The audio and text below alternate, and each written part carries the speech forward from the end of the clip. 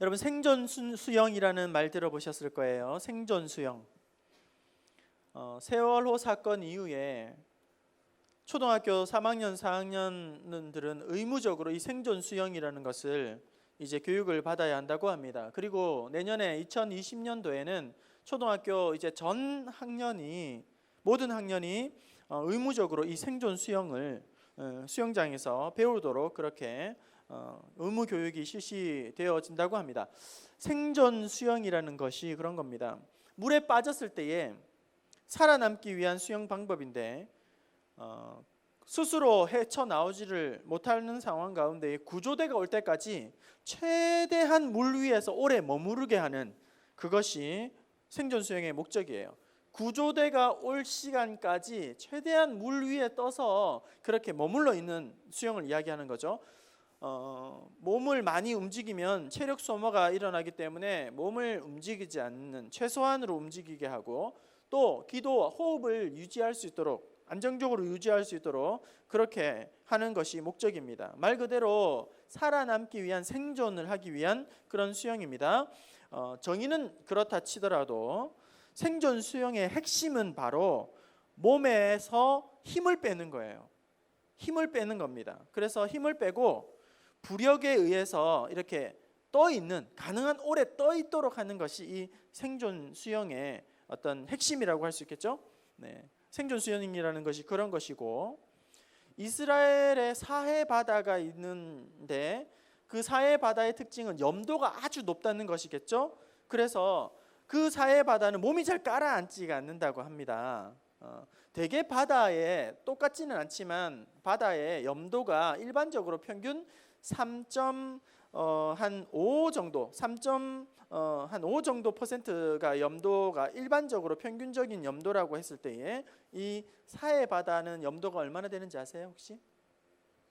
네, 그 10배가 넘는 34.2%라고 합니다. 그 염도가 높다는 것은 그만큼 몸이 잘 가라앉지 않고 잘 뜬다는 것을 의미하죠. 그래서 우리 해외 영상이라든지 사진을 보게 되면 그 사해 바다에서 신문을 이렇게 편안하게 본다든지 책을 읽는 그런 영상이나 사진들을 볼 수가 있는데요.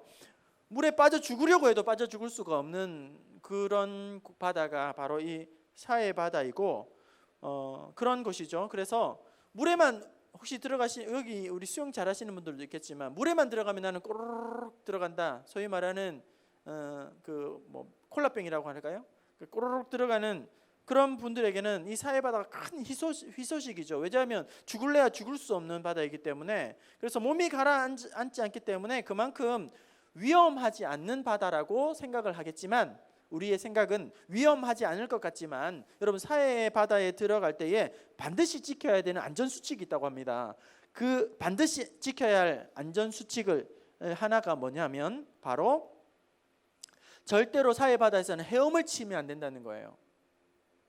왜냐하면 염도가 높기 때문에 가만히 그냥 누워 있으면 저절로 몸이 이렇게 떠오르지만, 이렇게 안전한 물이지만 물에 빠지지 않겠다고, 그리고 물이 너무 두려워서 공포심 때문에 힘이 들어가거나 균형을 놓친다거나 호적거리게 되면 그 사해의 바닷물이 눈에 튀거나 코에 들어가나 입에 들어가게 되는데, 이 사해 바닷물은 염분도 높지만 다량의 광물질도 포함하기 때문에 눈에 들어가게 되면 굉장히 따갑고 쓰리고 아프고 또 눈을, 각막을 손상시킬 위험이 있단 말이에요. 그래서 수영을 한답시고 사해 바다로 들어가서 첨벙거리게 되면 본인도 이제 이렇게 문제가 생기고 주위의 사람들에게도 많은 피해를 입힐 수 있기 때문에 사해 바다는 가라앉지 않는 바다이지만 반드시 지켜야 할 수칙이 뭐냐면 몸에 힘을 빼는 거예요.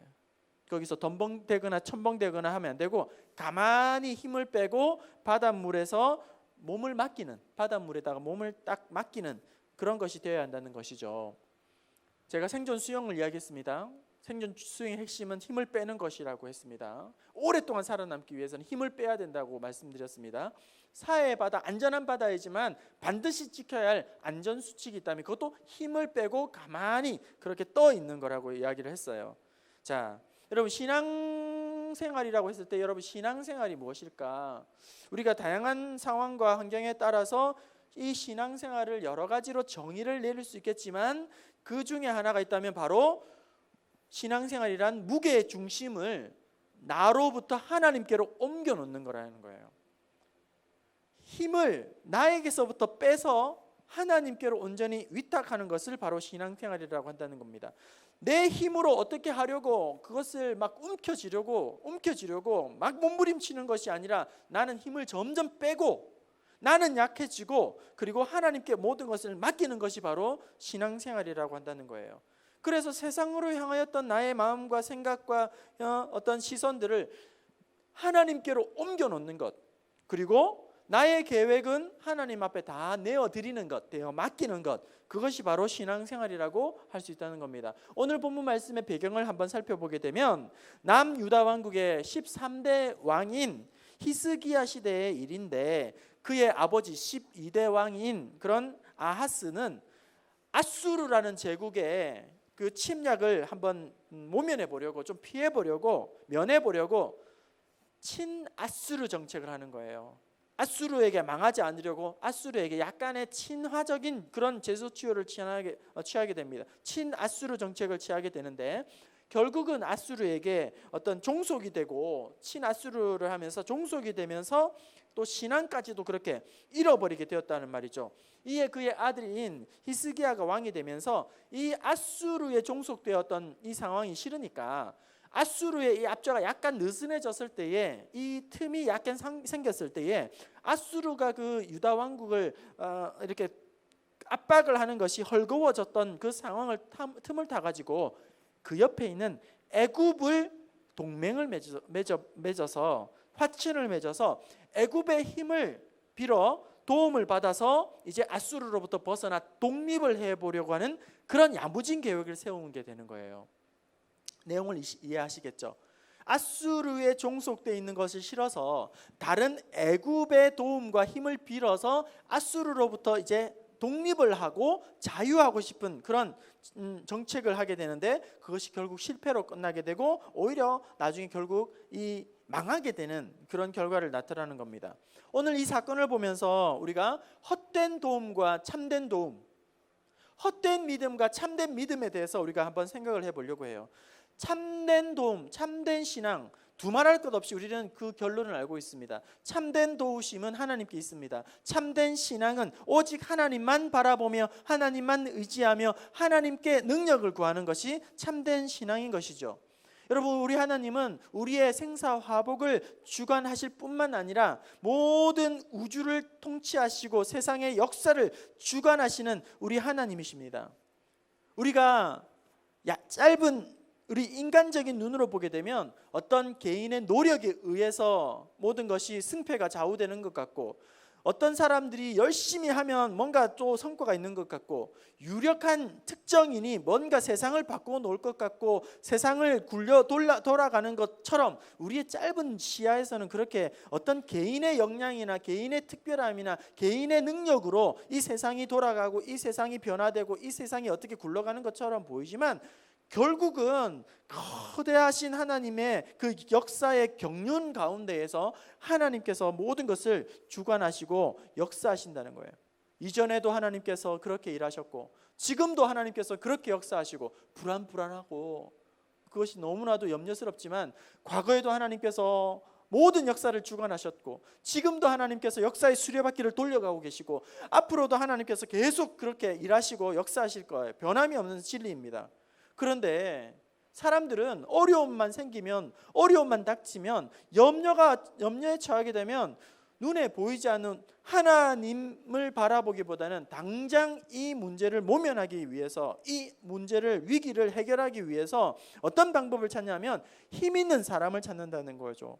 유력한 사람을 찾는다는 거예요. 힘 있는 사람, 재물의 도움을 받거나 세상의 권력의 도움을 받거나 세상적인 도움을 찾는다는 거예요.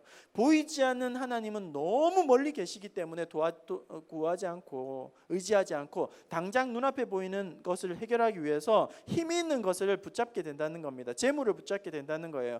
하지만 그것이 어디까지나 그런 도움은 임시적인 도움이고, 그리고 또 순간적인 헛된 도움이지 본질적이고 근원적인 참된 도움이 결코 될 수가 없다는 겁니다. 오늘 본문 말씀에 선대로부터 아수르의 압제와 종속이 되어 있었는데 유다 왕 히스기야가 이런 어떤 현실적인 문제를 타개하기 위해서, 해결하기 위해서 기가 막힌 아이디어를 만들어내게 됩니다. 꾀를 내게 됩니다. 그런 해결책이 뭐냐면 우리 함께 찾아볼까요? 1절, 아수르라는 이방 나라의 이런 압제와 종속으로부터 우리가 해방을 해야겠는데 어떤 방법을 추구하냐 보면, 계획을 세우냐 보면 1절 한번 같이 읽어볼게요. 시작. 도움을 구하러 애굽으로 내려가는 자들은 화 있을진저 많음과 마병의 심히 강함을 의지하고 이스라엘의 거룩하신 이를 앙모하지 아니하며 여호와를 구하지 아니하니.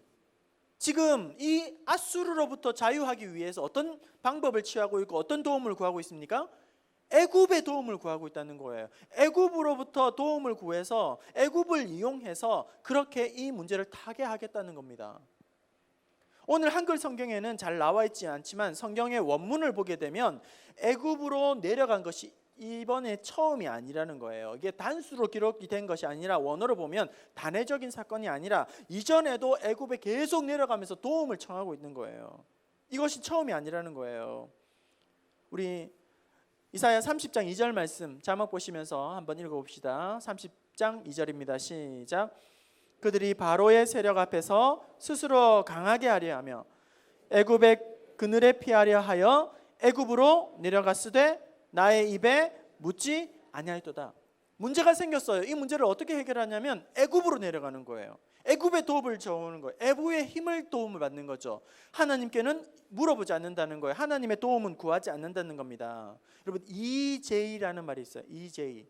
이건 뭐냐면 오랑캐로 하여금 오랑캐를 물리친다, 이런 말이에요. 그러니까 한 세력을 무찌르기 위해서 다른 세력을 끌어와 가지고 공격하도록 해서 이것을 해결한다는 거예요. 지금 이 유다 왕국의 히스기야 왕이 어떤 꼼수를 하겠냐면 아수르라는 이방 나라를 무찌르기 위해서, 압제로부터 피하기 위해서 애굽이라는 이방 나라를 동원하고 힘을 업어서 도움을 받아서 아수르를 물리치려고 하는 계획을 세웠다는 겁니다.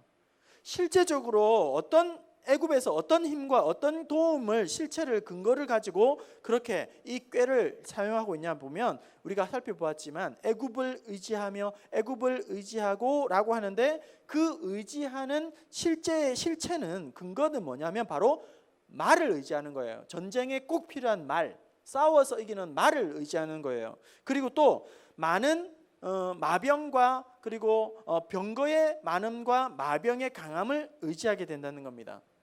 결국은 여러분, 이 모든 것을 무엇을 의미하냐면 이어지는 말씀, 거룩하신 하나님을 앙모하지 아니하며 여호와를 구하지 아니하며, 이렇게 말하는 겁니다.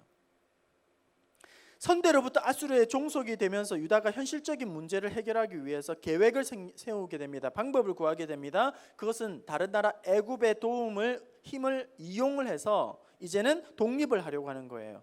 유다는 생각했겠죠. 유다 왕 히스기야는 생각했겠죠. 애굽을 의지하면서 기대감이 생겼을 거예요. 애굽은 더 강하기 때문에 아수르로부터 우리를 자유케 해줄 거야. 안도를 했을 거예요. 이건 굉장히 좋은 지혜다. 굉장히 좋은 판단이다. 기대하는 마음도 생겼을 거예요. 그런데 결국 이런 기대와 계획은 어떻게 결과가 이루어지게 됐는가? 오늘 보면 2절과 3절을 봅시다. 이런 상상과 기대와 계획이, 그 결과가 어떻게 연결되는지 2절과 3절 같이 보겠습니다. 시작. 여호와께서도 지혜로우신즉 재앙을 내리실 것이라. 그의 말씀들을 변하게 하지 아니하시고 일어나사 악행하는 자들의 집을 치시며 행악을 돕는 자들을 치시리니 애굽은 사람이요 신이 아니며 그의 말들은 육체요 영이 아니라 여호와께서 그의 손을 드시면 돕는 자도 넘어지며 도움을 받는 자도 엎드러져서 다 함께 멸망한다는 거예요. 다 함께 멸망한다는 거예요. 이 말씀을 한번 살펴보면, 자막을 그대로 띄워두시고 이 말씀을 살펴보면 2절에 여호와께서도 지혜로우신즉 이렇게 돼 있죠. 뭐예요? 히스기야 왕과 유다 사람들과 그 모든 백성들이 스스로 생각한 거예요. 우리 참 지혜롭다. 아수르를 물리치기 위해서 애굽의 힘을 이용하는 것은 참 똑똑한 짓이다. 너무나도 잘 판단했다. 도움이 된다. 야, that's good idea. 진짜 좋은 아이디어다. 이것은 머리 참 좋다. 지혜롭다. 스스로 기특하게 생각한 거예요. 아니, 이런 계획을 어떻게 세울 수 있었을까? 그런데 이사야 선지자 뭐라고 이야기합니까? 하나님께서도 지혜로우시다. 이렇게 말해요. 이게 무슨 말이냐면, 스스로는 대단히 지혜롭게 생각하지만 하나님도 지혜로우시다. 하나님 역시 지혜로우시다. 하나님은 더 지혜로우시다. 다시 말하면 하나님 없는 지혜는 무너진다는 겁니다. 하나님이 없는 지혜는 결과가 안 좋다는 거예요. 더 나빠진다는 겁니다. 아무리 인간적인 계획을 잘 세우고 스스로 생각할 때 나 똑똑해, 나 잘났어, 나 머리 좋아, 이대로는 반드시 된다, 승리한다, 이렇게 스스로 지혜롭게 생각하지만 그것이 보기 좋게 계획이 어그러지게 된다는 거예요. 왜냐하면 하나님께 묻지도 아니하고 하나님께 구하지도 아니했기 때문에 인간적인 그런 얄팍한 지혜 가지고는 목표를 성취할 수가 없다는 겁니다. 자기 꾀에 스스로가 무너지게 된다는 것이죠. 여호와께서도 지혜로우신도다. 또 악행하는 자들의 집을 치시며 악행을 돕는 자들을 치시리니 3절 하반절에 여호와께서 그의 손을 드시면 돕는 자도 넘어지고 도움을 받는 자도 엎드러져서 다 함께 멸망하느니라. 여러분, 악행을 하는 자는 누구예요? 악행을 행하는 자는 애굽의 기대는 지금 유다의 왕과 유다의 지도자들을 말하는 거예요. 그리고 악행을 돕는 자들은 바로 애굽을 의미하는 겁니다. 3절 하반절에 보시면 돕는 자들은 애굽이고 도움을 받는 자는 유다를 의미하는 거예요. 결국 어떤 결과가 있냐면 악행하는 유대인들은 집을 치시고 악행을 돕는 애굽까지 하나님께서 치실 것이다. 멸할 것이다. 그리고 돕는 자 애굽은 넘어지고 도움을 받는 유다도 엎드러져서 둘 다 망하게 될 것이다. 이렇게 하나님께서 말씀하고 있는 거예요. 그리고 3절 앞에 보면 애굽은 사람이요 신이 아니고 그 말들은 육체요 영이 아니라 이렇게 됐습니다. 애굽은 사람이고 신이 아니다. 즉 이것은 도울 수 있는 진짜 참된 도움이 아니라 어디까지나 제한적이고 궁극적인 도움이 될 수 없다는 거예요. 헛된 도움이라는 겁니다. 신이 아니고 영이 아니다. 즉 참 신이시요 참 영이신 우리 하나님에 비교하면 이 계획은 아무런 쓸모가 없다는 겁니다. 하나님의 심판대 앞에서 무용지물과도 같다는 거예요. 여러분, 세상 사람들이 제 아무리 똑똑하고 잘나고 머리가 잘 돌아가도 하나님을 떠난 사람은 세상의 권세와 재물과 세상의 힘과 지식은 결국은 솔로몬 왕이 전도서 1장 2절에서 말한 것처럼 헛되고 헛되며 헛되고 헛되니 모든 것이 헛되도다. 세상의 도움이 아무리 대단하게 보인다 할지라도, 아무리 그럴싸하게 보인다 할지라도, 아무리 놀랍다 할지라도 그것이 참된 도움이 아니라 헛된 도움이며 궁극적인 도움이 될 수가 없다는 겁니다. 그래서 애굽을 통해서 아수르의 종속으로부터 벗어나려고 했던 이 야무진 계획이 애굽의 많은 말과 병거와 강한 병사들을 의지해서 이 문제를 타개하려고 했던 아주 야무진 이 계획이 모두 다 숲으로 돌아가게 된다. 결국은 도움을 받는 자도 도우는 자도 다 멸망하게 된다라는 거라는 것입니다. 다 더 나쁜 결과, 최악의 결과를 이루게 되었다는 것이죠. 제가 앞서 처음에 설교를 시작하면서 생존 수영에 대한 이야기를 했습니다. 그리고 사해 바다에서 반드시 지켜야 할 안전 수칙이 있다고 말씀을 드렸습니다. 여러분, 우리의 계획과 그리고 우리의 도움이 승리하는 것이 마치 물에 빠졌을 때의 생존 수영의 원리와 똑같다는 거예요. 제일 중요한 것은 뭐냐? 힘을 빼는 것입니다. 힘을 빼는 것이에요. 몸을 부력에 맡기는 겁니다. 온전히 맡기는 거예요. 힘을 주면 몸에 힘이 들어갈수록 더 생존력은 떨어지게 됩니다. 위험합니다. 힘을 내면 힘이 낼수록, 힘이 들어갈수록 점점 몸은 더 무거워지고 물속에 깊이 가라앉게 됩니다. 힘을 내가 낼수록 하나님의 은혜는 떠나게 되는 것입니다. 내가 뭔가를 붙잡고 그것에 의지를 하게 되면 우리 하나님의 은혜와 능력이 떠나게 되는 것입니다.